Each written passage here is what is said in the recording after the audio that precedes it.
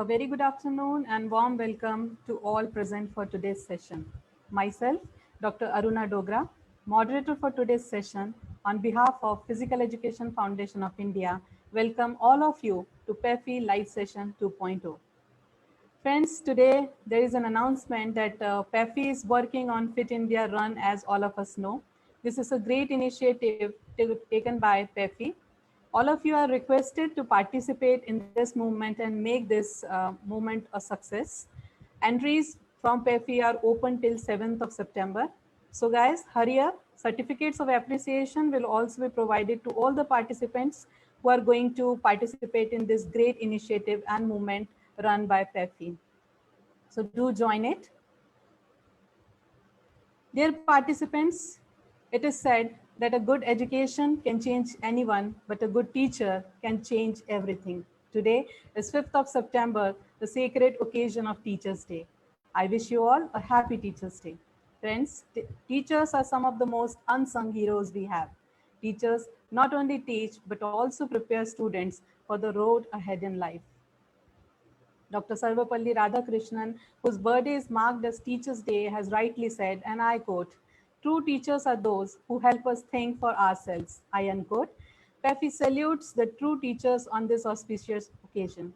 Friends, Swami Vivekananda also has preached, and I quote, "We want that education by which character is formed, strength of mind is increased, the intellect is expanded, and by which one can stand on one's own feet," I unquote. And we are, of course, on this journey by the way of physical education and sports.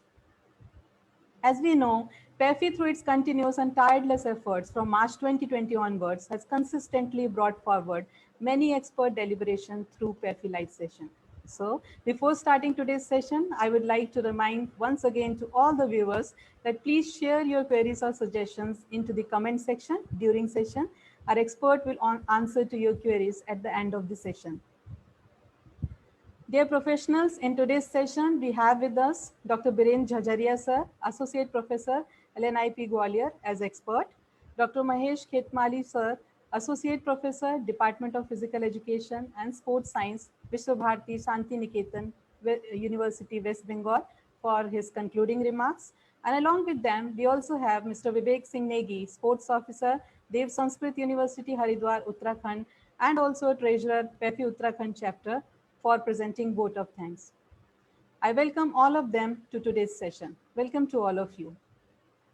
And now, moving to the main part of today's live session, I feel delighted to introduce the eminent expert today, Dr. Virendra Jhajaria sir, Associate Professor, Department of Exercise Physiology, Lakshmibai National Institute of Physical Education, Gwalior. He is an expert in the field with 16 long years of teaching and training experience. Our expert has a strong hold on his expertise area with more than 250 invited lectures as resource person at various national, international conferences, workshops, webinars, FDPs, refresher, and orientation programs. Dr. Jhajaria has also published more than 40 research papers in national and international journals and proceedings, an alumni of renowned institution LNIP with bachelor's, master's, MPhil, PhD degree from the institution. He has also done international coaching diploma in general conditioning and fitness from Semmelweis University, Budapest, Hungary. He has also accomplished World Squash Federation Level 1 coaching course in 2018. He had represented university in various games such as basketball, handball, netball, cross country, chess, and many more. He's a professional squash player and has represented Indian contingent in World Masters Squash Championship at Johannesburg, South Africa in the year 2016. He also served as head coach of bronze medalist women basketball team in the 68th Senior National Basketball Championship in the year 2019. He is the recipient of Super Engineer Award of Audix Club Parisien for completing 1500-kilometer cycling expedition in October 2019. Dr. Jhajaria has also worked for instrumental in development of physical education curriculum, PEC cards for CBSE schools, and is also a certified national trainer from British Council. He has also worked as expert committee member and resource person for development of physical health and fitness scorecards under the campaign of Swasth Bachche, Swasth Bharat. He has been awarded with Major Dhyan Chand and Utkarsh Khel Ratna Award for promotion of sports coaching in the year 2015 and 16. I welcome him for today's session. Welcome you, sir. Friends, it is said that exercise is king, nutrition is queen. Put them together and you have got a kingdom. It's true. And in today's session, our expert, Dr. Virendra Jhajaria sir, will be sharing his expertise on balanced diet and sports nutrition. I hope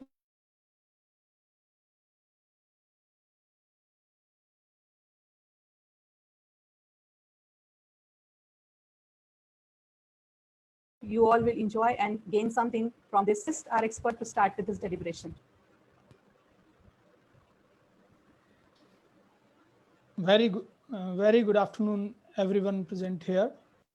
And thank you very much, ma'am, for this wide introduction. That was not much required. First of all, I congratulate and thank the PAFI India team for giving me this opportunity on an auspicious day, that is Teachers' Day. And I deeply, sincerely bow my head to all my teachers, starting from the school to my university, and still those who are teaching me, guiding me, even my students, for giving me all the guidance, support from time to time. And on the outside, I would like to thank the team PAFI, Sri Piyush Jain ji, Dr. Aruna, Mr. Vivek, Mr. Tarun, and Mr. Mahesh, who is present here on this session. And especially Dr. Mahesh Savta, who was my senior also, and for being here so that I get a support from him. And I would like to start my session. Let me share my screen.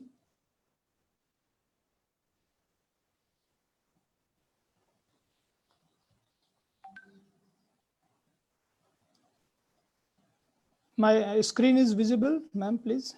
If yes, sir, it's visible. Full screen kar dijiye, sir. Yeah. Yes. Okay. So thank you. I have been directed to talk about on balanced diet and sports nutrition. And sports nutrition and balanced diet, it's a wide topic, so difficult to cover in a 1 hour session, but we'll go with that. And I have been directed to talk in both the language, so I'll be bilingual. So in this class or in this session, we will be talking about these areas. Means after the end of the session, you should be able to understand the concept of balanced diet and nutrition. We'll be talking about what is diet, balanced diet, food and nutrition. Then the classification of nutrition, then impact of nutrition on our health and our sports performance, that also we'll be talking about. Then what is poor nutrition and what is optimal nutritional habit, that will be covered. And how to determine your energy requirements. And at the last, we'll be talking about calculation of your energy value of a particular food. So this will be the overview of today's lecture. And whatever your queries and questions, that I'll take at the end of the session. So you are seeing a picture. India is a huge country. We have all weathers, all climatic conditions. We have different culture, different tradition, and so the food is. उसी तरीके से हमारा food खाना भी, भोजन भी विभिन्न प्रकार से मिलता है. So on the top you are seeing a North Indian dish, and on the left of your screen you will be seeing a Gujarati thali, and on the lower side you are seeing a South Indian food with your idli, dosa, and vada and all. And on the right side and in west side, this Eastern India, you will find different variety of food, rasgullas, and you can see momos and others, kheer you are seeing. So what I mean to say that India is rich in its food culture. We need not to rely on some other sources like what we are doing right now. So you are what you eat means आप वैसे ही बन जाते हैं जैसा आप खाते हैं, ठीक है। तो जो भी हमारा भोजन है, जो भी हमारा खान पान है, तो उसको अगर हम रेगुलेट करें, मेंटेन करें, तो हम मोटे भी हो सकते हैं, पतले भी हो सकते हैं। वी अगर बेसिकली हमारे जो बॉडी टाइप है, endomorph, mesomorph and ectomorph, we can not change our body types, but if on a regular way for a long duration of time, if you are following a particular pattern of diet, we can certainly make certain changes in our body structure. So it is very important that what we are eating, how we are eating, we need to concentrate on that. So what is balanced diet? A diet which contain variety of nutrients, मतलब एक वह भोजन, वह आहार जिसके अंदर सारे nutrition available हों, जो सारे तत्व, वह तत्व जो आपके शरीर को सुदृढ़ बनाते हैं, मजबूत बनाते हैं, वो उसके अंदर होने चाहिए, so that your basic needs are met. आपकी जो भी जरूरतें हैं शरीर की, वो आप उसमें पा सकें. Basic need can be you are working in a industry, you are working in an office, you are a doctor, you are an engineer, you are a sportsman, whosoever you are, what are your requirement? Your diet should give you that much, and the amount and the type of food is important on the daily basis. We can understand it with an example, like we are having cars or other vehicles in our house that runs on petrol, diesel, and these days CNG or electric cars. So that is the fuel for these vehicles.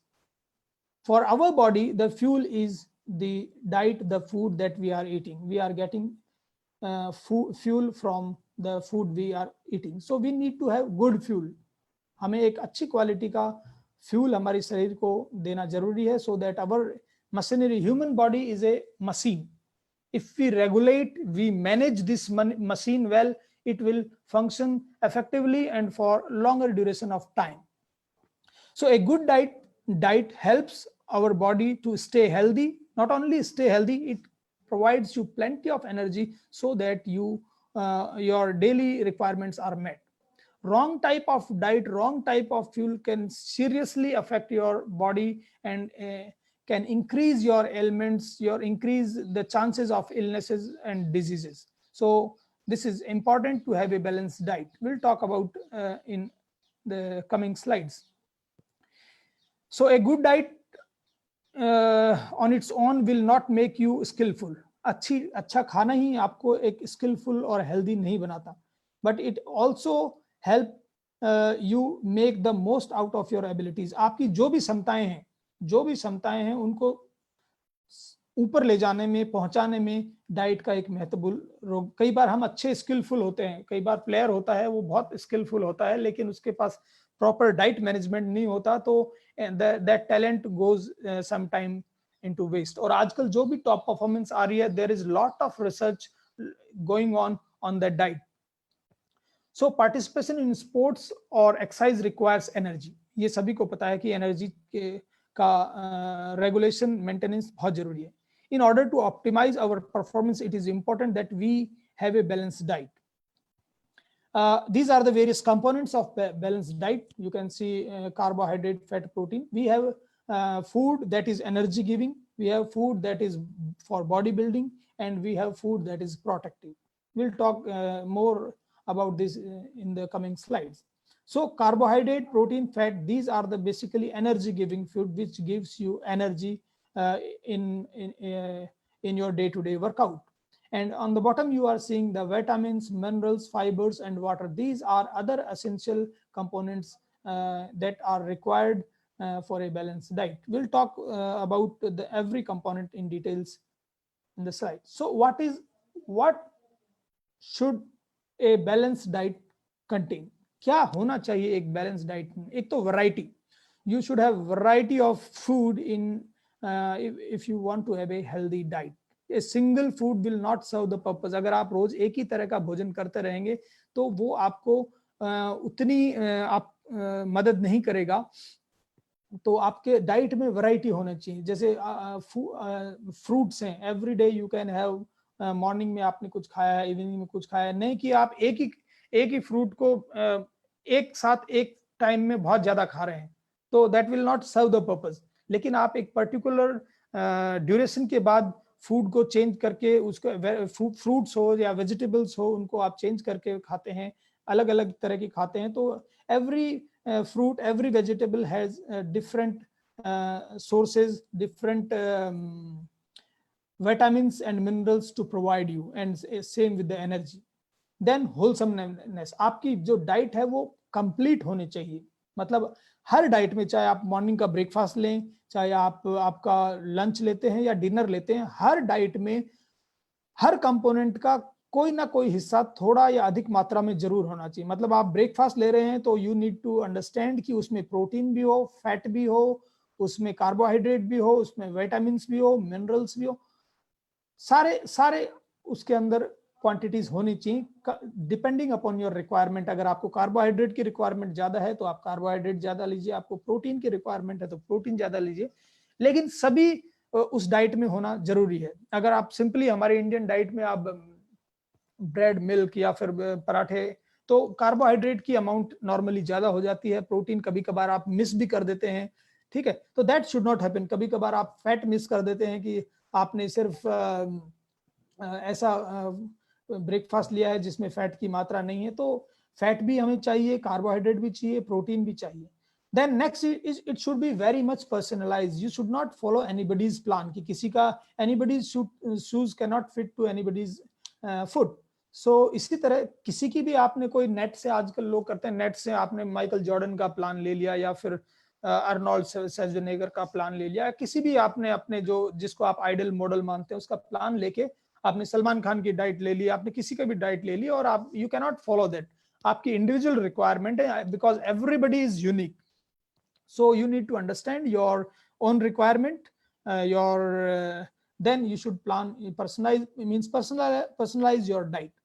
Then the level of physical activity, आप कितना काम कर रहे हैं उसको ध्यान में, हम लास्ट में इसको भी कैलकुलेट करेंगे कि कैसे आप अपने एनर्जी रिक्वायरमेंट्स को कैलकुलेट कर रहा है। On the right side you are seeing the food pyramid. हमारी बॉडी लगभग 60 to 70% वाटर है, तो we need to have more of liquids, more of beverages, that may be in any form. You are seeing at the bottom में आपका सबसे ज्यादा beverages, मतलब सबसे ज्यादा होंगे।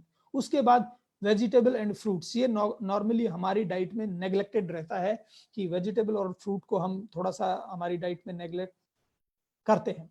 और फिर नेक्स्ट जो इंडियन डाइट्स होती हैं उनमें जो होल ग्रेन प्रोडक्ट्स और लेगुम्स है उनको भी थोड़ा सा क्वांटिटी ठीक रहती है, लेकिन कई बार उसको भी नेग्लेक्ट करते हैं। तो धीरे धीरे you are going towards upward, फिर आपके डेयरी प्रोडक्ट्स आ जाते हैं, ऑयल और फैट और नट्स को कम है, और सबसे इंपॉर्टेंट जो आपकी डाइट में रहना चाहिए वो है स्वीट, सॉल्ट, जो जो जो प्रोडक्ट हैं जिनका ग्लाइसेमिक इंडेक्स बहुत हाई रहता है, जो क्विकली डाइजेस्ट हो जाते हैं और क्विकली आपकी ब्लड शुगर को शूट कर देते हैं, तो ऐसे फूड को हमें हमारी डाइट में कम करना चाहिए। Next is what is calorie?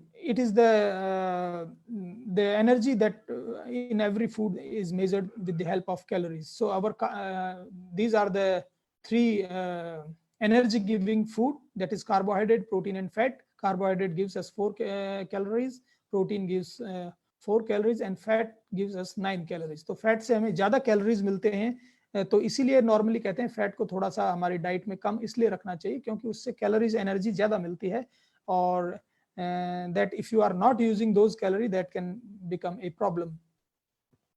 So everyone, whether involved in sports or not, should try to eat a healthy meal. चाहे आप खेल में हिस्सा ले रहे हैं या आप नॉर्मल सेडेंटरी लाइफ में हैं, तो भी आपको अपनी एक बैलेंस डाइट को लेना आपके लिए बहुत जरूरी है। ये एक आप पाई चार्ट देख रहे हैं, इसमें आपको दिखाया गया है कि कितनी क्वांटिटी में ब्रेड एंड सीरियल्स, आप सबसे ज्यादा आपका वेजिटेबल एंड फ्रूट और ब्रेड एंड सीरियल्स को आप देख रहे हैं जो ग्रीन और येलो में, ये सबसे ज्यादा आपकी डाइट में होना चाहिए। तो जो हमारे ब्रेड एंड सीरियल्स तो नॉर्मली हमारी डाइट में ज़्यादा हो जाते हैं, लेकिन जो फ्रूट एंड वेजिटेबल है वो नॉर्मली कम रहते हैं। और आप जो रॉ वेजिटेबल्स हैं, कच्ची सब्जियां हैं, वो भी अगर आप खाते हैं जैसे सैलेड के अंदर, तो वो भी आपको हेल्पफुल रहती हैं। और फिर सबसे कम आप जो देखते हैं कि जो फैटी एंड शुगरी फूड्स है जिनमें शुगर की मात्रा, जैसे मैंने अभी हाई ग्लाइसेमिक इंडेक्स के बारे में बात की, जिनका ग्लाइसेमिक इंडेक्स हाई रहता है, जो क्विकली डाइजेस्ट होकर क्विकली एनर्जी आपको दे देते हैं, उनको थोड़ा सा, अगर आप सेडेंट्री लाइफ जी रहे हैं तो इनको थोड़ा सा अवॉइड करना चाहिए, अपने डाइट में कम करना चाहिए।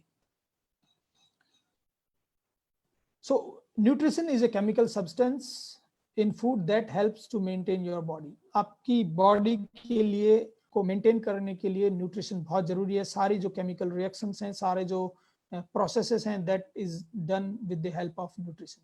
ये क्या करते हैं? इट बिल्ड योर सेल, आपके सेल और टिश्यूज की हेल्थ को इंप्रूव करते हैं। आपके जो रेगुलेशन ऑफ बॉडी प्रोसेस है, चाहे ब्रीदिंग हो, चाहे डाइजेशन हो, चाहे सर्कुलेशन हो, चाहे हार्मोन्स हो, चाहे ब्लड सेल्स का बनना हो, everything is regulated by nutrition.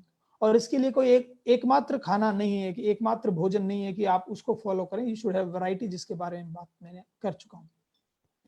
तो न्यूट्रिशन में सबसे इंपॉर्टेंट है आप कब खाएं, कैसे खाएं, कितना खाएं, इस चीज को हमें ध्यान रखना है। तो eat the right way of eating, proper scheduling is important, proper that is the key. मतलब आप कितना खा रहे हैं, कब खा रहे हैं, किस तरह से खा रहे हैं, इस मैकेनिज्म के बारे में भी हम आगे बात करेंगे। So this is the basic classification of nutrition, protein, fat, carbohydrate. ये हमारे एनर्जी गिविंग फूड हैं। फिर protein, fat, carbohydrate energy giving है। फिर फैट एंड प्रोटीन आपके बॉडी बिल्डिंग में भी काम आते हैं।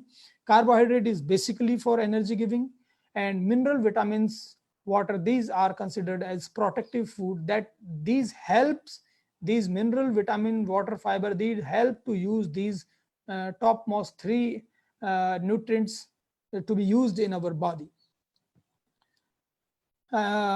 These are the proximate principles, means it can also be divided into macronutrients and micronutrients. Macro इसलिए क्योंकि कार्बोहाइड्रेट, फैट, प्रोटीन ये हमको अधिक मात्रा में हमारे शरीर में चाहिए होते हैं, और माइक्रोन्यूट्रिएंट्स क्योंकि these are required in very less quantity, so these comes under micronutrients.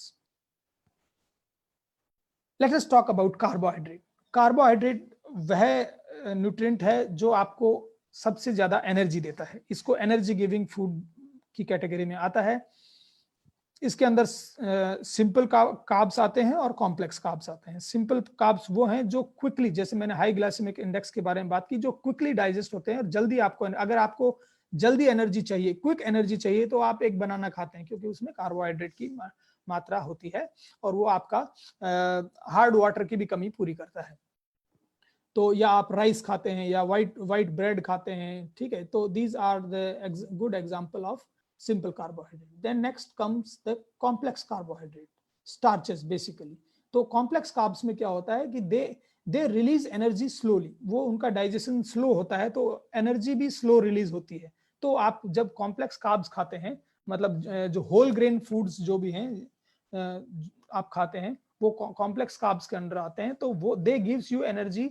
उनका ब्रेकडाउन स्लो होता है, तो ब्रेकडाउन स्लो होता है तो एनर्जी रिलीज भी स्लो होती है, और वो धीरे धीरे ऑल थ्रू द डे आपको एनर्जी देते रहते हैं। वहीं अगर आप अपने सिंपल कार्ब्स खाए हैं तो वो आपको जल्दी से डाइजेस्ट होके और फिर आपको दोबारा भूख लगने लग जाती है।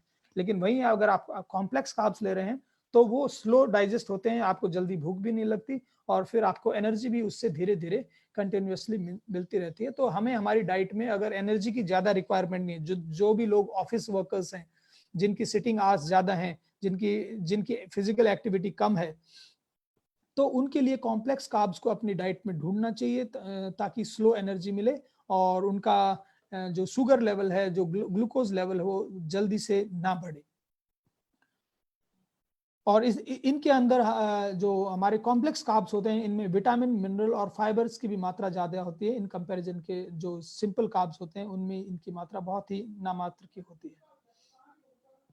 तो these are the various example of carbohydrate. जो सोर्सेज हैं, बनाना है, bread, rice, biscuit, potato, so pasta और ब्रेकफास्ट की जो अलग अलग सीरियल्स आती हैं, ओट्स आता है, these are the various examples of carbohydrates. Then complex carb, normally जितना भी आप कार्बोहाइड्रेट खाते हैं कम से कम 50% आपको अपने कॉम्प्लेक्स कार्ब्स को अपनी डाइट में रखना चाहिए to be on a safer side. And if you are performing a strenuous activity, अगर आप कोई लॉन्ग डिस्टेंस रनर या बहुत आप 2-3 घंटे के आपका बास्केटबॉल का या फुटबॉल का या हॉकी का या कोई और दूसरे स्पोर्ट की एक्टिविटी है, रनिंग है, कुछ भी है, तो आप अपनी कार्बोहाइड्रेट की मात्रा 60 to 70% भी कर सकते हैं, depending upon the requirement. Normally हमें 57 to 60% कार्बोहाइड्रेट एक जनरल आदमी को चाहिए होता है, लेकिन अगर रिक्वायरमेंट ज्यादा है तो you can increase upon. So energy from carbohydrate is तो ये जो भी आप खाना खाते हैं वो first it is converted into glucose and that is used by body, your body. And if that is not used, that जो एक्स्ट्रा होता है that is stored in your liver and muscles. आपकी लीवर और muscles में store हो जाता है in the form of glycogen. और फिर दोबारा अगर आपको एनर्जी की जरूरत होती है तो that glycogen is again converted into glucose and gives you energy. So if you eat too much carbohydrate, अगर आप जरूरत से अधिक कार्बोहाइड्रेट लेते हैं तो वो आपकी मसल्स में स्टोर हो जाता है और वो लंबे समय तक अगर यूज नहीं होता और लंबे समय तक अगर आप कार्बोहाइड्रेट अपनी डाइट में लेते रहते हैं तो that extra amount of carbohydrate can converted into fat. तो आजकल जो ओबेसिटी की प्रॉब्लम आ रही है that is not because of fat, fat की वजह से नहीं आ रही है, वो आपको कार्बोहाइड्रेट की वजह से आ रही है. जो आप एक्स्ट्रा कैलोरीज ले रहे हैं, extra calories are converted into carbohydrate. पहले लोग बोलते थे कि हम ओबेसिटी को कम करने के लिए आप फैट को कम कीजिए, लेकिन आजकल फैट को कम बोलते हैं, कार्बोहाइड्रेट के ऊपर ज्यादा फोकस करने की जरूरत है क्योंकि calories are converted into fat. So next, ये एक कार्बोहाइड्रेट लोडिंग ये एक बेसिक मैकेनिज्म है जो नॉर्मली जो एथलीट्स हैं वो फॉलो करते हैं. नॉर्मली जो एंडोरेंस एथलीट हैं, लॉन्ग डिस्टेंस एथलीट, मैंने इसको कई बार अपने साइकिलिंग एक्सपीडिशंस में 400 किलोमीटर और 600 किलोमीटर में इसको ट्राई किया है and it is a wonderful tool जो बहुत हेल्प करती है. मैंने प्रैक्टिकली इसको 3-4 बार किया है. तो इसमें क्या है कि there are 7 days cycle, 10 days cycle, अलग अलग साइकिल हैं, आप कोई भी साइकिल फॉलो कर सकते हैं. But it is better if you do it under some supervision, किसी आप ट्रेनर की हेल्प लें तो it will be much better. But it has serious advantages अगर आप इसको प्रॉपरली फॉलो करते हैं. तो मैं यहाँ पे एक 7 डेज साइकिल का एग्जाम्पल दे रहा हूँ. मतलब 7 दिन की साइकिल है. तो जो आपका इवेंट होने से 7 दिन पहले आपको क्या करना है कि आपको अपने एनर्जी पूरी तरह से डिप्लीट कर देनी है. आप इतनी हाई इंटेंसिटी पे वर्कआउट कीजिए कि आपको लगे कि आपके शरीर में कार्बोहाइड्रेट बचा ही नहीं, एनर्जी बची ही नहीं. तो you have to deplete all your energy, आपको खत्म करनी है 7वें दिन. फिर 6 to 4, 6th day, 5th day and 4th day of the event से पहले you stick to a low carbohydrate diet. आपको अपनी डाइट के अंदर कार्बोहाइड्रेट की मात्रा कम रखनी है और प्रोटीन की मात्रा आपको बढ़ानी है. थोड़ा सा फैट भी आप ले सकते हैं. कीपिंग योर ग्लाइकोजन स्टोर लो, आप अपना ग्लाइकोजन स्टोर को और कम करने की कोशिश करते हैं, जो आपकी मसल्स में और लीवर के अंदर है उसको और कम करने की कोशिश करते हैं. फिर जो हमारा इवेंट से जस्ट 3 दिन पहले, मतलब तीसरा दिन, दूसरा दिन और पहला दिन, और उसके बाद हमारा इवेंट है, इसके अंदर आप एथलीट क्या हाई कार्बोहाइड्रेट रिच डाइट लेता है to build the glycogen store और अपने ग्लाइकोजन स्टोर को फिर से रीबिल्ड करता है, फिल करता है. ठीक है. एंड और फिर जो लास्ट, जैसे कल सुबह आपका इवेंट है तो आज शाम को या नाइट में, अर्ली नाइट आप क्या करते हैं, आप एक अच्छी लार्ज बड़ी कार्बोहाइड्रेट रिच डाइट लेते हैं जो कंप्लीटली, जिसको हम पास्ता पार्टी भी नॉर्मली इसको एंडोरेंस एथलीट मैराथनर्स इसको बोलते हैं, क्योंकि pasta is also a good source of complex carb. तो वो आप उसको लीजिए और फिर you can participate in the event. You will find definitely a very positive effect, and this don't come under doping. So this process is designated to trick the bodies into strong extra glycogen in the liver and muscle. आपकी liver और muscle में glycogen की मात्रा बढ़ाता है, so that वो आपको endurance activity में help करता है. Let us talk about fats now. अब फैट के बारे में बात करते हैं, जो नॉर्मली फैट से लोगों को बहुत डर लगता है. लेकिन फैट डरने की चीज नहीं है, it is very good, it is very essential. हमें हमारी डाइट में रोज फैट लेना चाहिए। जिन लोगों को ये भ्रांति है कि फैट नहीं लेना चाहिए, वो इस चीज को निकाल दें and consider fat is very important. Fat हमारी बॉडी के लिए बहुत इंपॉर्टेंट फंक्शन करता है। हमारा लोग कोलेस्ट्रॉल से इतना फियर करते हैं, but let me tell you cholesterol is extremely important. ये हमारा विटामिन डी सिंथेसिस के लिए इंपॉर्टेंट है, ये हमारे ब्रेन डेवलपमेंट के लिए इंपॉर्टेंट है, बच्चों के हमारी बोन डेवलपमेंट के लिए इंपॉर्टेंट है, हमारा बाइल पिगमेंट जो बनता है जो फैट को ऑब्जर्व करता है उसके लिए इंपॉर्टेंट है, और हमारे जो सेलुलर मेम्ब्रेन है उसके फॉर्मेशन में, ये जो हमारी मेम्ब्रेन्स बनती हैं उसके फॉर्मेशन में फैट की इंपॉर्टेंस है। तो इसके क्लासिफिकेशन को समझने की कोशिश करते हैं कि सैचुरेटेड फैट और अनसैचुरेटेड दो तरह से इसको क्लासिफिकेशन किया जा सकता है। Saturated basically those are animal product से जो भी फैट मिलते हैं। तो सैचुरेटेड फैट को नॉर्मली बैड फैट बोला जाता है और अनसैचुरेटेड फैट को गुड फैट कहा जाता है। सैचुरेटेड को बैड फैट इसलिए कहा जाता है क्योंकि एक्सेस अमाउंट में अगर इसको आप लेते हैं तो ये आपकी आर्टरीज, वेन्स और ऑर्गन्स में ब्लॉकेज क्रिएट करता है। जैसे हमारी वेन्स हैं, ब्लड वेसल्स हैं, उसके अंदर ये एक तरह से ब्लॉकेज का काम करता है। It create lot of blockages in your arteries when you are consuming extra amount of saturated fat. So we need to understand कि हमें saturated fat की अब requirement कितनी है। No more than 10% of your actual requirement of fat. 10% से ज्यादा आपको saturated fat का अपनी डाइट में नहीं रखना चाहिए।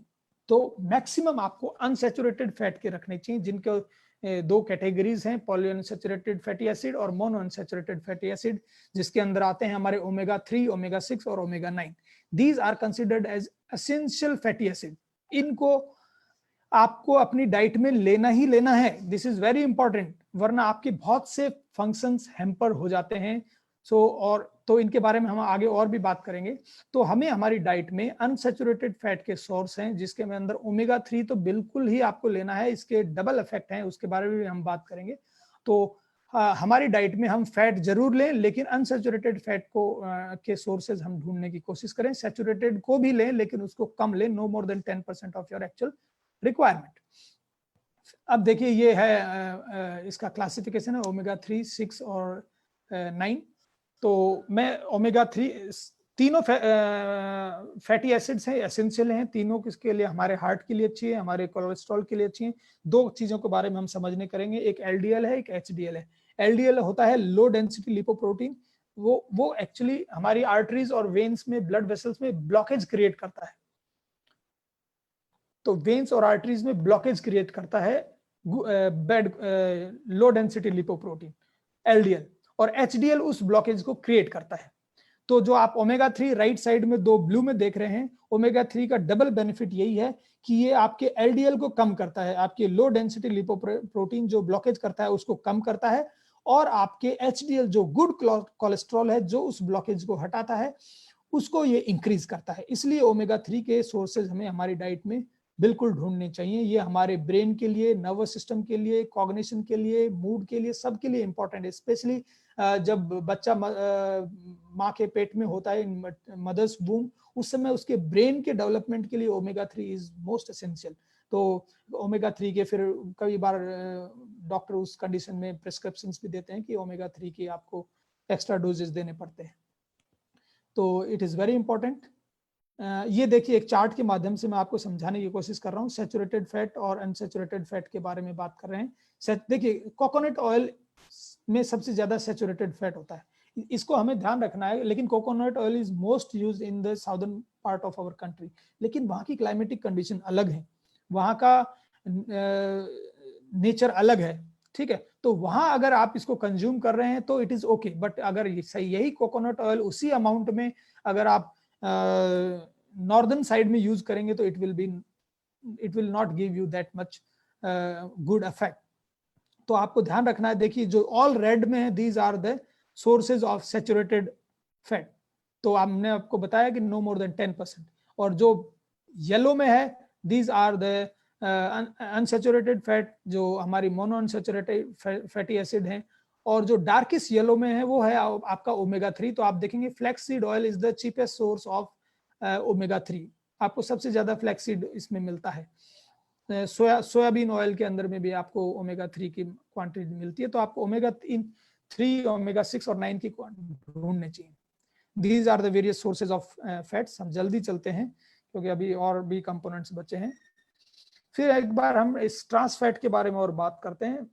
ट्रांस फैट नॉर्मली हर फूड में होता है और इट इज समथिंग, जैसे ओमेगा 3 हमें डबल बेनिफिट करता है, वैसे ही ट्रांस फैट हमें डबल नुकसान करता है।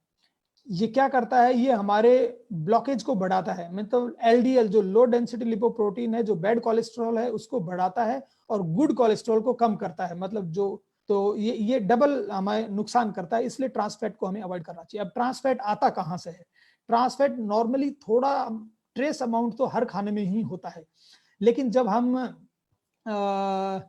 फूड को प्रिजर्व करने के लिए की कोशिश में उसको हाइड्रोजनेशन के प्रोसेस से उसको शॉर्टनिंग करते हैं, जो प्रिजर्वेटिव मिला के उसको चेंज करते हैं उसके, तो उसके अंदर फिर इसकी क्वांटिटी बढ़ जाती है।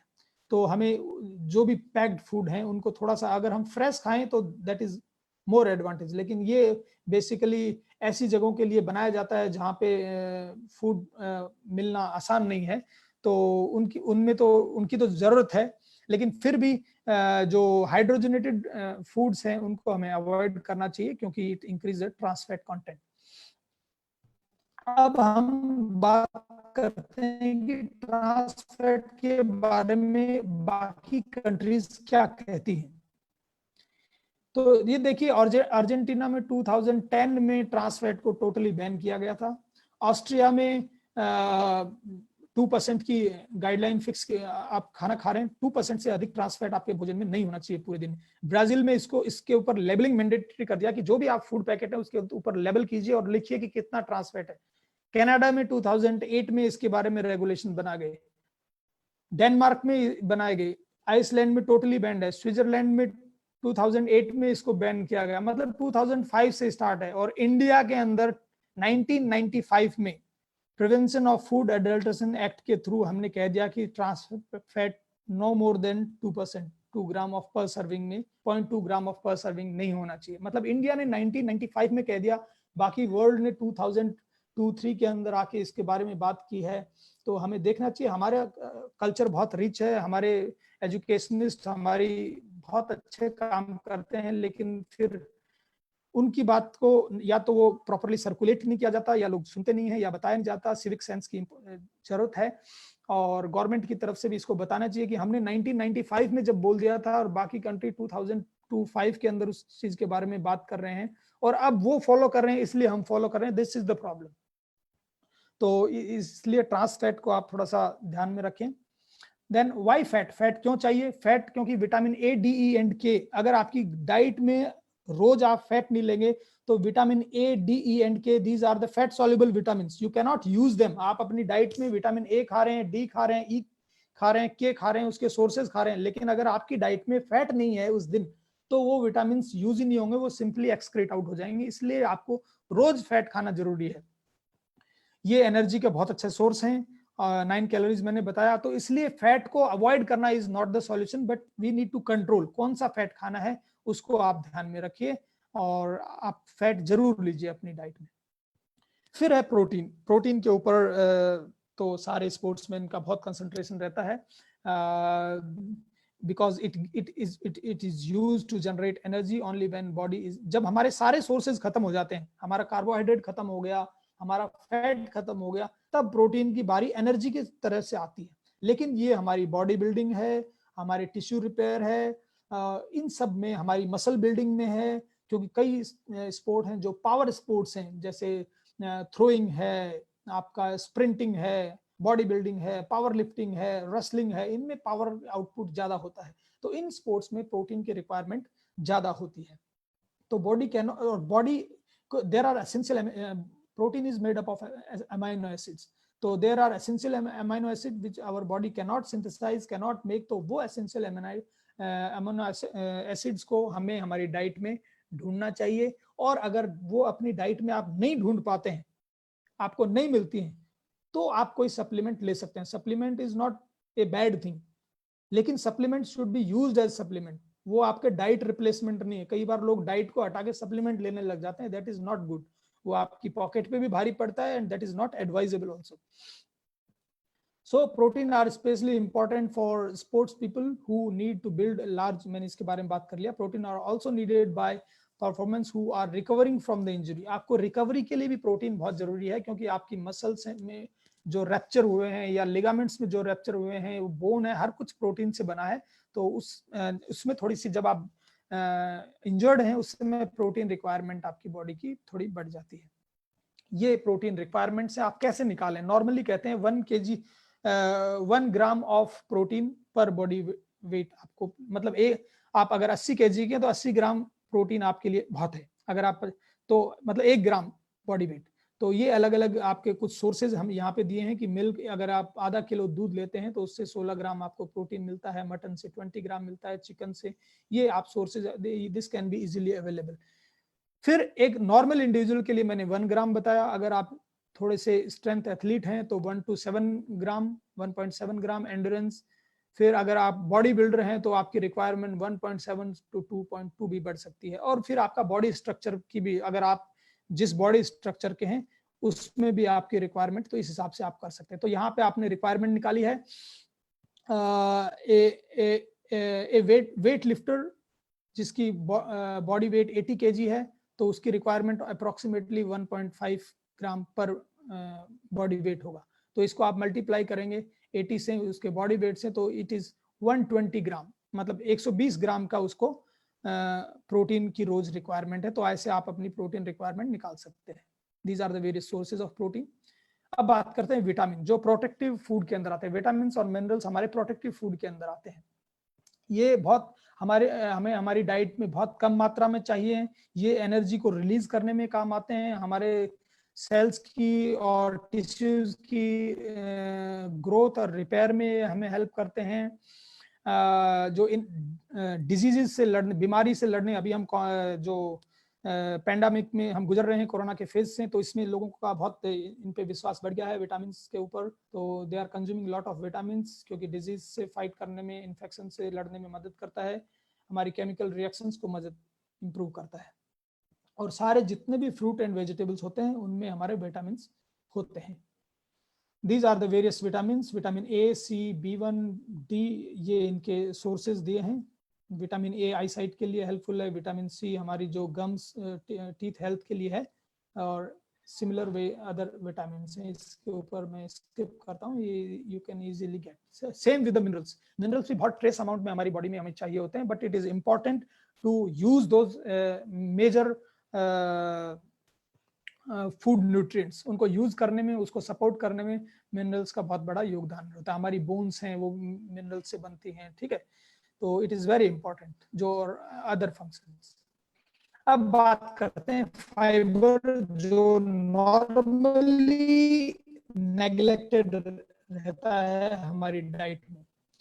फाइबर नॉर्मली हमें एनर्जी नहीं देते. They don't give us energy. और मूवमेंट को फास्ट करते हैं, हमारे जो जीआई ट्रैक को क्लीन करते हैं. और हमारे अगर आप अच्छे फाइबर्स अपनी डाइट में नहीं लेते तो आपको नॉर्मली कॉन्स्टिपेशन की शिकायत रहती है. तो we need to have plenty of fibres. आप अपनी डाइट में सैलेड्स जरूर लें. आपकी मील से आधा घंटे पहले, खाने के साथ में इतना बेनिफिट नहीं है, लेकिन अगर खाने के आधा घंटे पहले अगर आप एक प्लेट के अंदर 3-4 कलर इज इंपॉर्टेंट, 3-4 कलर के वेजिटेबल्स आप अपनी डाइट में ले रहे हैं, तो that will give you lot of fibres. फिर है नेक्स्ट इंपॉर्टेंट इज वाटर. हमारी बॉडी 60 to 70% वाटर से बनी है. बच्चे नॉर्मली 80% तक वाटर में होते हैं, वाटर से बने होते हैं. तो ये स्पोर्ट्स में एक बेसिकली लोग क्या करते हैं, पानी को अवॉइड करते हैं, और या पीते हैं तो एक साथ पीते हैं. उसका mechanism is important. It should be drunk slow. आप धीरे धीरे, आप 2-4 सिप लें, फिर 2-4 सिप लें, फिर 2-4, आधा घंटे में, 10-15 मिनट में धीरे धीरे आप पानी लेते रहें.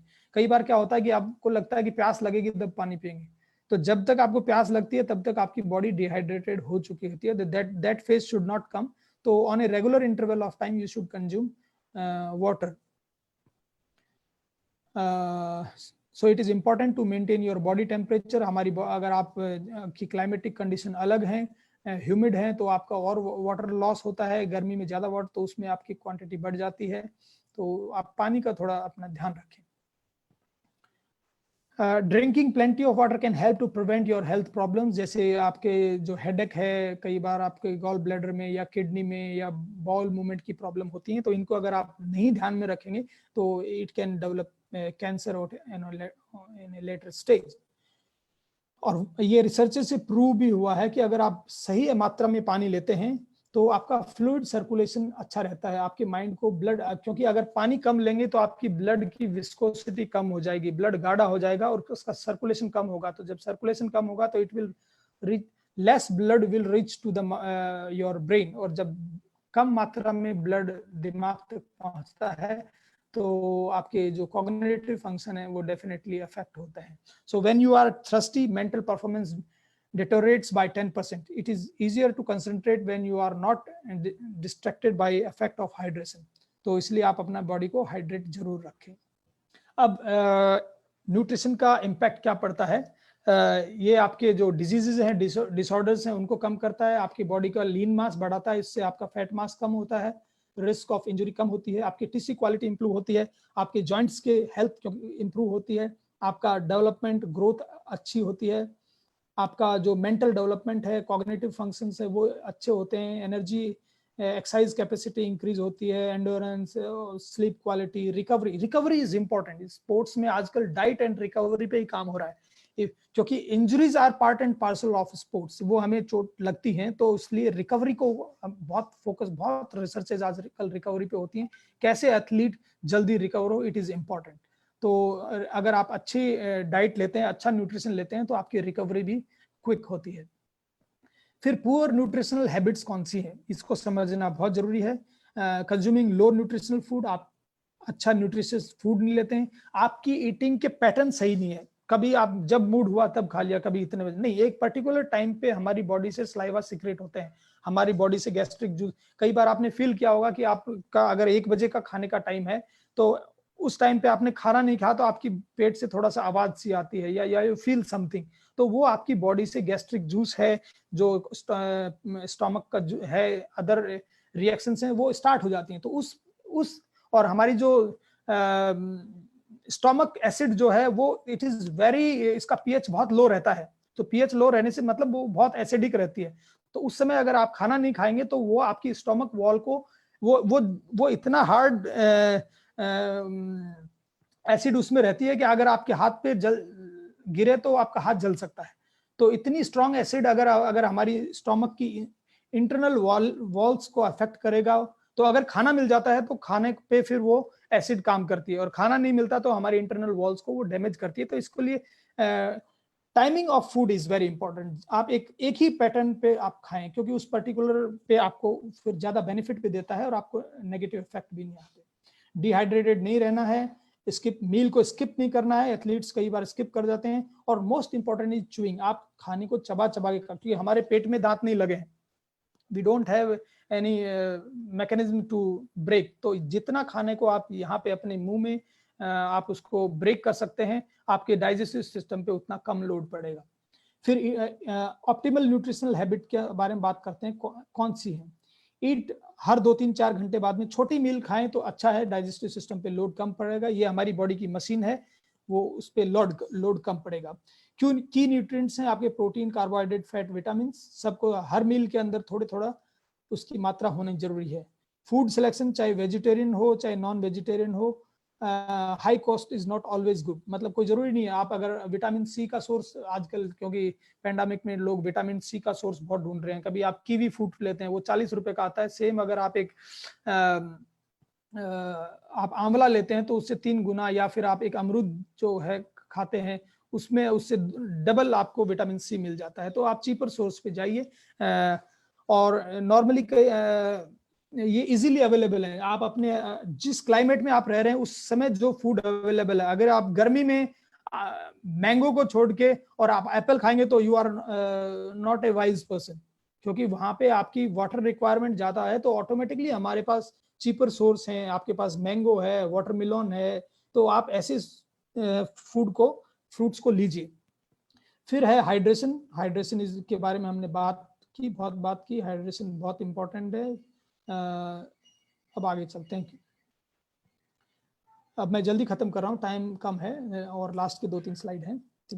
Factor that determine your nutritional requirement. एक तो आपकी एनर्जी सिस्टम किस तरह का से फंक्शन करता है। हर तरह का एनर्जी सिस्टम, हर किसी का एनर्जी सिस्टम एक तरह से फंक्शन नहीं करता।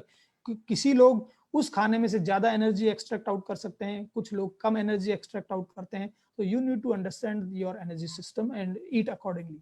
आपका बॉडी वेट और बॉडी कंपोजिशन क्या है, आपकी स्पोर्ट्स की रिक्वायरमेंट क्या है, उस हिसाब से। फिर एज, बट आप जो खाना आपके लिए बन रहा है वो आपके पेरेंट्स के लिए सुटेबल नहीं हो सकता, या जो खाना आप खा रहे हैं वो बच्चों के लिए सुटेबल है। तो age is, gender is again a determinant factor.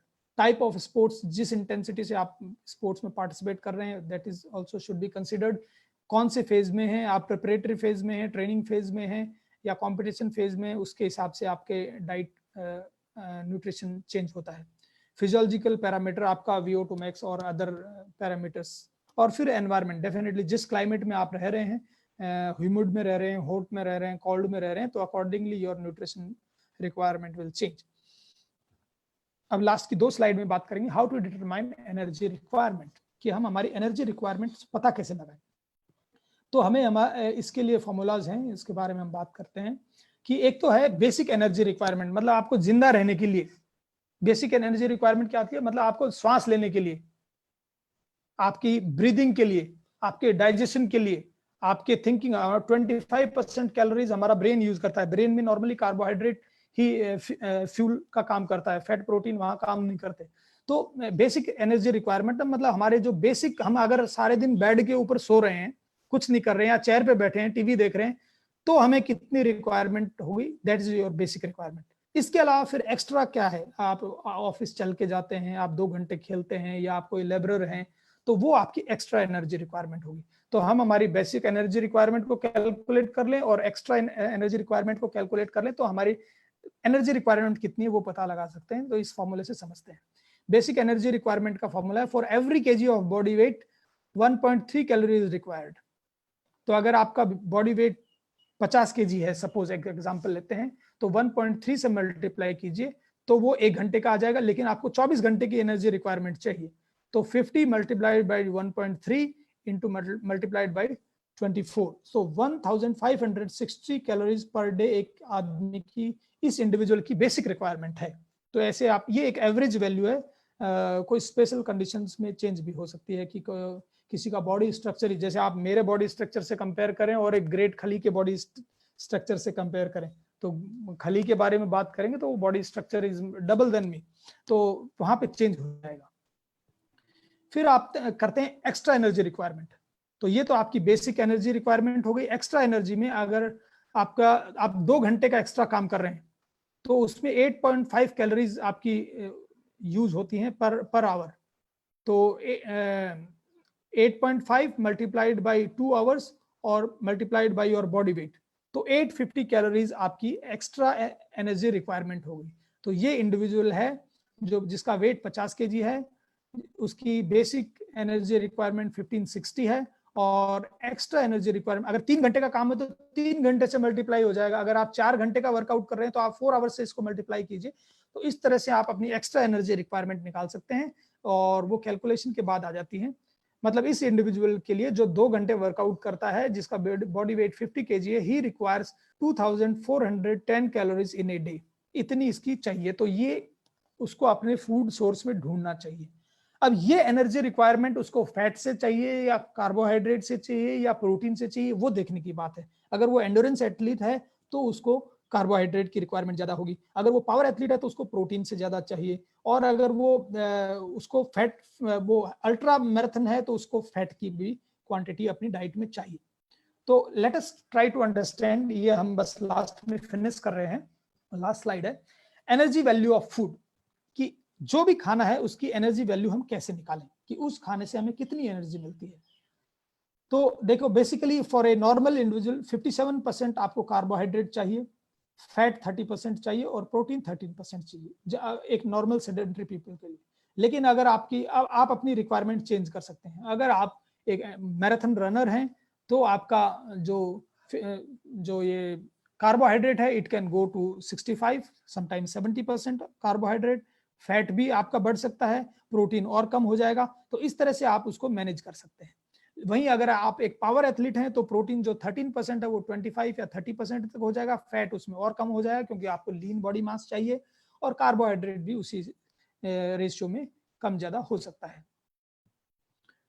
तो अब हम इसको कैलकुलेट करने का फॉर्मूले के बारे में बात करते हैं। तो energy requirement in terms of macronutrients, तो आपका कार्बोहाइड्रेट जो अभी हमने वो 50 kg इंडिविजुअल उसी का एग्जांपल ले रहे हैं जिसकी पूरी दिन की रिक्वायरमेंट है 2410 कैलोरीज, तो उसका 57% हम ले लेंगे, ठीक है। तो 2410 का 57% आ गया हमारे पास 1374 कैलोरीज।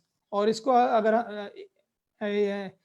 इसको हमें कार्बोहाइड्रेट कितना है 4 कैलोरीज हमें देता है, तो इसको हम 4 से डिवाइड कर देंगे तो हमें पूरे दिन में 343 ग्राम्स कार्बोहाइड्रेट चाहिए, मतलब 350 ग्राम हमें कार्बोहाइड्रेट पूरे दिन में लेना है। फिर हम बात करते हैं फैट की, तो इसका अगर 2410 का 30% अगर हम निकालें, ये हम नॉर्मल इंडिविजुअल की बात कर रहे हैं, तो इसको 723 कैलोरीज फैट से लेनी है, मतलब 80 ग्राम फैट लेना है। अब बात करते हैं प्रोटीन की, इसी तरह हमने प्रोटीन निकाला है, तो आपको 78 ग्राम प्रोटीन चाहिए, ठीक है। तो इस तरह से आप अपनी एनर्जी रिक्वायरमेंट निकाल सकते हैं। आपको ये पूरा कैलकुलेट करेंगे तो 2410 है, तो आपको ये फिर 350 ग्राम के लगभग आपको कार्बोहाइड्रेट अपनी डाइट में ढूंढना है, 80 ग्राम फैट ढूंढना है। फैट के अंदर आपको सैचुरेटेड नहीं बल्कि अनसैचुरेटेड फैट के सोर्स ज्यादा ढूंढने हैं। प्रोटीन के सोर्सेज आपको 78 ग्राम लेना है। ध्यान रखिए प्रोटीन आप अगर एक साथ अगर 50 ग्राम प्रोटीन लेंगे तो वो आपकी बॉडी में यूज नहीं होगा। आप मैक्सिमम 30 to 35% अगर आप 30 ग्राम प्रोटीन आप अपनी डाइट में ले रहे हैं तो यू कैन यूज इट, बाकी वो वेस्ट चला जाता है, आपकी किडनीज पे प्रेशर डालता है। तो आप कोशिश करें कि अगर आपका 78 है तो दिन में आप 25-25 ग्राम के 3 मील प्लान करें तो आपको वो प्रोटीन यूटिलाइजेशन इजी होगा। नहीं, कई बार लोग एक ही साथ ले लेते हैं तो वो 30 ग्राम से 35 ग्राम से ज्यादा आपकी बॉडी प्रोटीन यूटिलाइज नहीं कर पाती एट ए टाइम, तो आप उसको ब्रेक कीजिए, ठीक है। तो इस तरह से आप अपने प्रोटीन रिक्वायरमेंट पूरी कर सकते हैं, आपके अपने एनर्जी वैल्यू ऑफ फूड आप निकाल सकते हैं। So this is all from my side. Thank you very much for listening to me, and thank you, highly obliged that you have given me an opportunity on Teachers Day. So I wish to once again wish you all a very, very happy Teachers Day. God bless you. Stay healthy. Thank you very much. Your questions, please.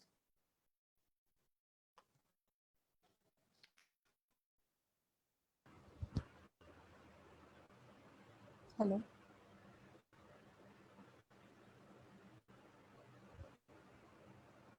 Hello. Thank you, sir. Thank you for your detailed presentation. I'll stop sharing my screen. Yes. Okay. Thank you for your detailed Thanks presentation to you on for providing me opportunity. Thanks to PAFLI. On balanced diet and sports nutrition. I hope viewers must have understood and came to some point regarding sports nutrition through your presentation, sir. Thank you once again. With your permission, sir, I would like to ask one question. There is no question from participant side, but still what I face is, so hopefully it is very clear to all the participants, but still I would like to share some idea with you. कि sir normally जैसे जाते हैं लोग teams वगैरह के साथ जाते हैं हम लोग लाइक ए कोच या manager, many of the people they talk about कि जब हम लोग जाते हैं during travelling and during participation during competition, वहाँ पर आपको क्या लगता है कि कौन सी ऐसी चीज़ें हैं जो गाइडलाइन हो सकती हैं according to you related to sports nutrition जो खिलाड़ियों को परफॉर्मेंस में और ज़्यादा हेल्प कर सकते हैं? तो some guideline from your side sir please. देखिए travelling depends upon if you are travelling to overseas, आप एक अलग क्लाइमेट के अंदर जा रहे हैं। सपोज अगर आप कई बार होता है कि अगर सेम कंट्री में आप ट्रैवल कर रहे हैं, you are travelling your food you will not get, ये एक कॉमन समस्या आती है कि आपको उस तरह का खाना नहीं मिलता जिस तरह, because our body is adapted for a particular kind of food.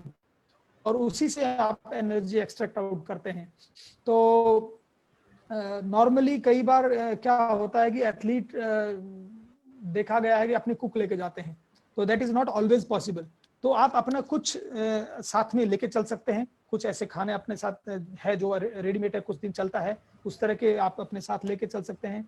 और हर जगह आजकल तो है ना, मतलब आप जैसे कोई if somebody is coming from south to north, तो आपको साउथ इंडियन रेस्टोरेंट्स मिल जाते हैं। आप साउथ में भी जाएंगे तो आपको नॉर्थ इंडियन रेस्टोरेंट्स मिल जाते हैं। तो as a coach, as a manager आपको थोड़ी सी मेहनत करनी पड़ेगी, यू हैव टू, और कभी कभार आपको रिक्वेस्ट करना पड़ सकता है कोई पर्टिकुलर एथलीट। जैसे हमारे पास कई बार नॉर्थ ईस्ट के बच्चे आते हैं, वो कई ऐसे जाते हैं उनको नॉन वेज नहीं मिलता, तो they are sir non veg चाहिए, और वो कभी उनको KFC दिख जाएगा तो दैट इज लाइक उनको पता नहीं क्या मिल गया है। तो as a coach, as a manager आपकी थोड़ी रिस्पॉन्सिबिलिटी काम बढ़ जाता है कि आप थोड़ा सा ऐसे सोर्सेज को ढूंढने की कोशिश करें ताकि आप अपने प्लेयर को, अपने एथलीट को कंफर्टेबल कर सकें। Performance is providing comfort to your athlete. आप चाहे वो उसको चोट लगी है तो आप उसको डॉक्टर के पास ले जाना है, या आप उसको साइकोलॉजिकली काउंसिल करना है, या आपको उसको डाइट को मैनेज करना है। तो it is always try to provide a comfort zone to your athlete so that you can get out of his performance. That's it. Thank you, sir. Thank you for I clearing. answered to your question. Yes, thank you for clearing views on sports nutrition and balanced diet today.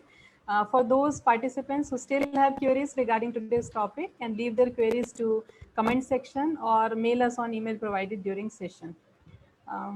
Now moving forward, dear professionals, we also have with us today another personality on the panel, Dr. Mahesh Khetmari sir, Associate Professor, Department of Physical Education and Sports, Vishwa Bharati University, Shanti Niketan, West Bengal. He has been working in department since 2009 onwards. He has worked with Chandrasekhar Agashe College of Physical Education, Pune as lecturer from 2003 to 2009. He also have an experience as a spa therapist, Oberoi Hotels and Resorts, Shimla for the year 2000 to 2003. With bachelor's and master's degree in physical education from LNIP and PhD degree in physical education, he has also cleared NET in the year 99. He is recipient of many honors and awards such as 1 minute push-up challenge, 3rd position in the year 2020 under Fit India initiative, Mr. Fit Challenge for Men, 3rd position, 2020 Fit India Sports Grid, Best Teacher Award 2006 by Maharashtra Mandal Pune, and also Best Cross-Functional Resource 2002 Oberoi Hotel Shimla. He also has published many books. Some of them are Superstition, Behavior and Personality Characteristics in Sports, Construction and Standardization of Korfball Skill Test, Locus of Control and Interpersonal Relationships in Sports, a Study, and also Development of Norms for Selection of Senior Volleyball Players. And now, I would like to invite Dr. Mahesh Khetmari sir for his concluding remarks. Over to you, sir. Madam thank you very much and नमस्कार सभी को। First of all सबको happy teachers day. बहुत ही सुंदर दिन पे हमें ये मौका मिला है प्रेजेंटेशन का। So lovely presentation by doctor Biren Singh. First of all I would like to wish everybody a happy teachers day. Also I would like to thank PEFI for giving us this opportunity. I also would like to thank Dr. Aruna for giving this lovely introduction of mine. I also like to thank Mr. Tarun, Mr. Vivek, Dr. Piyush Jain, Dr. A.K. Uppal for hosting these live sessions for entire masses and public to enhance their knowledge in physical education and sports. I would also like to thank my school, that is Praura Public School, LNIP Gwalior, Chandrasekhar Agashe College of Physical Education, Vishwa Bharati, then West Bengal chapter for bringing me up to this level to present in front of you. There was a wonderful, today it was a wonderful presentation by Dr. Biren Singh. Dr. Biren is a very close friend of mine and also a very good colleague. We used to be in Pune we have stayed in Pune for several years, and it was a great time then. Sir has presented a lovely presentation on balanced diet and sports nutrition. Wonderfully, sir has covered the components, the body types, what we have, and also have talked about the balanced diet part. also talked about the time and type and variety of nutrients that we should consume during our dailies. I mean, in a day-to-day routine, what we should consume. Sir has very nicely portrayed the nutrients, that is carbohydrates loading, how we should load our carbohydrates, or how we should have a fat content in our body, that what kind of fat should we have, that is trans fat, whether we should have or not, saturated fat, whether we should have or not. Sir has also very nicely crafted the protein requirement, which generally we tend to forget about. Vitamins are generally, we are we are not much focused on. Fibers and water content that we generally don't consume on a regular basis, and we should also concentrate on what do we say, the colorful pattern of our plates. We should have a colorful plate. Very nicely sir has said and talked about the recovery requirement of a sportsman or a general man, what kind of recovery and how should we have a recovery patterns. Sir, thank you very much for your lovely presentation on balanced diet and sports nutrition. Wonderfully you have presented. Once again, I thank PEFI and the entire team for arranging these kind of sessions. Once again, on my behalf and on the personal this thing, part of West Bengal chapter PEFI, I thank one and all the viewers. Hope your queries and everything has been sorted out. The very best part which I liked about this presentation was the formulas that sir has given, and the amount of balanced diet we should have in a caloric form, which sir has mentioned. That was really wonderful. I hope the audience will take benefit of this and proceed with their lovely life in nutrition. Thank you very much. Over to you, Madam Sir. Thank you, sir, for your kind words. Thank you very much. Thank you, sir, for your precise concluding remark. And now I invite Thank you, Shri Vivek Singh Negi ji on the screen. He is sports officer, Dev Sanskriti University, Haridwar, Uttarakhand, and also treasurer, PEFI Uttarakhand chapter.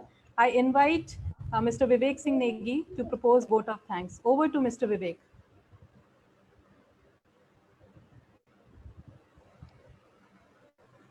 Thank you ma'am.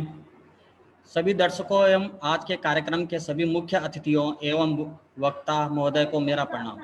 जैसा कि हमने आज के मुख्य वक्ता doctor Virendra sir, associate professor LNIP, doctor Mahesh sir, associate professor Visva Bharati Shanti Niketan जी के lecture में विभिन्न प्रकार की जानकारियां प्राप्त की, जिसमें हम सभी ने जाना एक खिलाड़ी के लिए बैलेंस डाइट और स्पोर्ट्स न्यूट्रिशन की कितनी आवश्यकता होती है। भोजन तो सभी करते हैं, लेकिन कैसे एक संतुलित आहार लिया जाए, उसमें कौन कौन से तत्व होने चाहिए, आपने इस पर प्रकाश डाला। जैसा कहा गया है, जैसा खाए अन्न वैसा बने मन। आज के मुख्य वक्ताओं का आभार व्यक्त करता हूं, जिन्होंने पैफी के जरिए पूरे देश के सामने इस विषय के बारे में महत्वपूर्ण जानकारियां दी। साथ ही में डॉक्टर पीयूष सर, श्री तरुण सर, डॉक्टर अरुणा मैम एवं कार्यकारिणी सदस्यों और श्रोताओं दर्शकों का भी आभार व्यक्त करता हूं, जिन्होंने अपना मूल्यवान समय दिया। मैं physical education foundation of India की तरफ से आप सभी को धन्यवाद ज्ञापन करता हूं। आप सभी का धन्यवाद। Happy teachers day. जय हिंद, जय Bharat. Thank you, Vivek sir. Thank you very much। और मैं एक बार दोबारा से पैफी को धन्यवाद देना चाहता हूं कि आपने इस पैंडेमिक टाइम में जो कार्य किया है, जो इतना पूरा इंडिया को आपने कवर किया है, सबको इतना ज्ञान दे रहे हैं। This is hats off to you and thank you very much and congratulation to the team PEFI and many best wishes। Thank you, sir. It's all a joint effort as a team by PEFI and all the experts around the world. Thank you once again. And now we have come to the end of the session. On behalf of PEFI, I thank Dr. Jhajaria sir for his expert views and Dr. Khetmari sir for concluding remarks. And also I would like to thank Mr. Vivek Singh Negi for proposing vote of thanks. I would also like to thank all the viewers and audience who have actively participated during this session. I also thank technical team for the uninterrupted session for today. With this, we end today's session over here. Do join us for PEFI live session tomorrow at 1 p.m. Till then, goodbye. Do take very good care of yourself. Thanks for joining. Thank you.